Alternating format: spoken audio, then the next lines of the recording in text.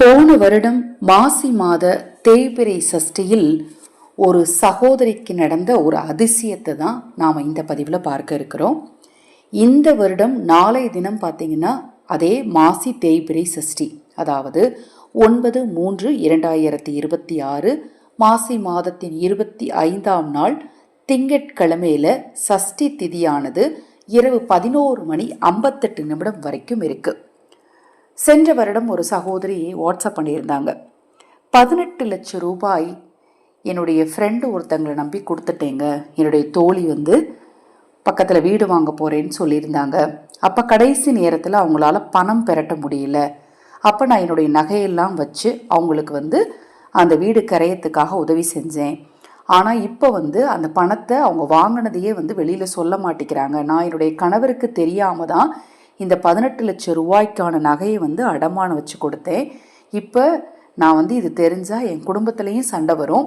இப்போ அந்த தோழியும் ஒத்துக்க மாட்டேங்கிறாங்க என்கிட்ட பணம் வாங்கினதை. எனக்கு எப்படி அவங்கக்கிட்ட இருந்து பணத்தை வாங்குறது? என்னுடைய 18 லட்சம் ரூபா கடன், அதாவது நான் நகையை 18 லட்சம் ரூபாய்க்கு வச்சு தான் கொடுத்துருக்கேன். அந்த கடனை நான் எப்படி கட்டுறது? எனக்கு ஒரு பரிகாரம் சொல்லுங்கள் அப்படின்னு கேட்டிருந்தாங்க. அப்போ நான் அவங்கக்கிட்ட கேட்டது, உங்களுக்கு பிடித்த தெய்வம் எது? நீங்கள் மனமுருகி ரொம்ப உருக்கமாக வேண்டக்கூடிய தெய்வம் எதுன்னு கேட்டப்ப முருகப்பெருமான் அப்படின்னு சொன்னாங்க. அப்போ முருகனுக்குரிய ஒரு தீப வழிபாடை பக்கமாக சஷ்டி வர இருந்துச்சு. அந்த சஷ்டி நாளில் நீங்கள் செய்யுங்க, கண்டிப்பாக உங்கள் பணம் உங்கள் கைகளுக்கு சேரும்னு சொல்லியிருந்தேன். அவங்க இந்த வருடம் அதை ரொம்ப மகிழ்ச்சியாக தெரிவிச்சிருந்தாங்க. உடனே தெரிவிச்சிட்டாங்க. இப்போ அந்த ஒரு வருடம் ஆயிடுச்சுங்க அப்படிங்கிறதையும் நேற்று முன்தினம் பார்த்தீங்கன்னா சொல்லியிருந்தாங்க.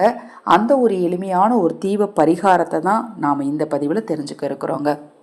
அக்ஷய பாத்திரம் உணவளிக்கும் திட்டத்தின் மூலம் ஆதரவற்றவர்களுக்கு உணவளிக்க விரும்பினாலும், உங்கள் தனிப்பட்ட பிரச்சனைகள் எதுவாக இருந்தாலும் சரி, அந்த பிரச்சனைகளுக்கேற்ற முறையான பரிகாரங்கள் தெரிந்து கொள்ள விரும்பினாலும் 9344692042 இந்த வாட்ஸ்அப் எண்ணிற்கு தொடர்பு கொள்ளுங்க.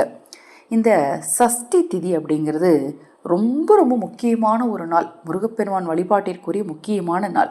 உங்களுக்கு முருகனை பிடிக்கும் அப்படின்னா தவறாமல் கமெண்டில் ஓம் முருகா அப்படின்னு டைப் பண்ணுங்க. ஏன்னா ஓம் முருகான்னு நம்ம சொல்ல சொல்ல எழுத பார்த்தீங்கன்னா முருகனுடைய பரிபூர்ண அருள் நம்மளுக்கு நிச்சயமாக கிடைக்கும். ஸ்ரீராம ஜெயம் எழுதுறது எவ்வளோ முக்கியமோ அதே போல் முருகனின் ஓம் முருகா எனும் மந்திரத்தையும் சரவண பவ எனும் மந்திரத்தையும் எழுத ரொம்ப நல்லது, சொல்ல ரொம்ப நல்லது. கமெண்டில் தவறாமல் எழுதிடுங்க. இந்த பரிகாரத்தை சஷ்டி அன்னைக்கு செய்ய சொல்லியிருந்தேன்னு சொன்னேன் இல்லையா? என்ன செய்ய சொல்லியிருந்தேன் அப்படின்னு பார்த்தீங்கன்னா, மாவிளக்கு தீபம் ஏற்ற சொன்னேன். தேய்பிறை சஷ்டியில், மாசியில் வரக்கூடிய தேய்பிறை சஷ்டி நாளில் உங்கள் வீட்டு பூஜை அறையை சுத்தம் பண்ணி முருகப்பெருமானுடைய திருவுருவ படத்துக்கு செவ்வரளி மலர் அல்லது மறிக்கொழுந்து கிடச்சிச்சின்னா மறிக்கொழுந்தையும் செவ்வரளையும் ஒன்றா வச்சு கட்டி அதை நீங்கள் மாலையாக தொடுத்து போட்டு வெட்டி வேரை கையில் எடுத்து வச்சுக்கோங்க. வெட்டி வேரை சின்ன சின்னதாக கட் பண்ணி கையில் எடுத்து வச்சுட்டு மாவிளக்கு பிசைந்துக்கோங்க. பச்சரிசி மாவில் வெல்லம் சேர்த்து சிறிதளவு சிட்டிகை அளவு பச்சை கற்பூரம், சிட்டிகை அளவு சுக்குத்தூள், சிட்டிகை அளவு ஏலக்காய்த்தூள், நெய் ஊற்றி நல்லா விளக்கு மாதிரி பிசைஞ்சு அதில் 6 திரி போட்டு 6 தீபங்கள் ஏற்றி முருகப்பெருமான் முன்னாடி வச்சுட்டு முருகப்பெருமான் முன்னாடி ஒரு கிண்ணத்தை வச்சு ஓம் சரவண பவ எனும் மந்திரத்தை சொல்லி அந்த வெட்டி வேரை போட்டு பூஜை பண்ணுங்க. முருகனுக்கு அந்த வெட்டி வேரை போட்டு இந்த மாவிளக்கு தீபத்தை ஏற்றி நீங்கள் பூஜை பண்ணுங்க. கண்டிப்பாக உங்கள் பணம் உங்களுக்கு சேரும்னு சொல்லியிருந்தேன். அதை போலவே அந்த தோழி அவங்களாகவே சொன்னாங்களாம், உங்கள் பணத்தை நான் கொடுக்கறதுக்கான ஏற்பாடு செஞ்சுட்டேன், நீங்கள் கவலைப்பட வேண்டாம்னு சொல்லிட்டு குறைந்தபட்சம் ஒரு மாதம் வரைக்கும் டைம் கேட்டிருந்தாங்களோ அந்த பணத்தை அவங்களே இவங்க எந்த இடத்துல நகையை அடமானம் வச்சுருந்தாங்களோ அந்த இடத்துக்கே கொடுத்து அவங்க நகையை மீட்டு கொடுக்கறதுக்கும் உதவியாக இருந்தாங்களாம்.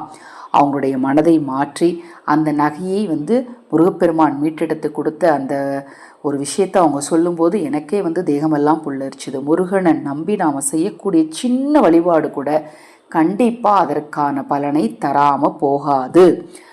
அப்படி ஒரு சிறப்பான இந்த மாசி சஷ்டி திதியில் நீங்களும் உங்கள் வீட்டு பூஜை அறையில் மாவிளக்கு தீபம் ஏற்றி வெட்டி வேரால முருகனுக்கு அர்ச்சனை செய்து வழிபட்டீங்கன்னா உங்கள் கடனும் நிச்சயமாக தீரும்.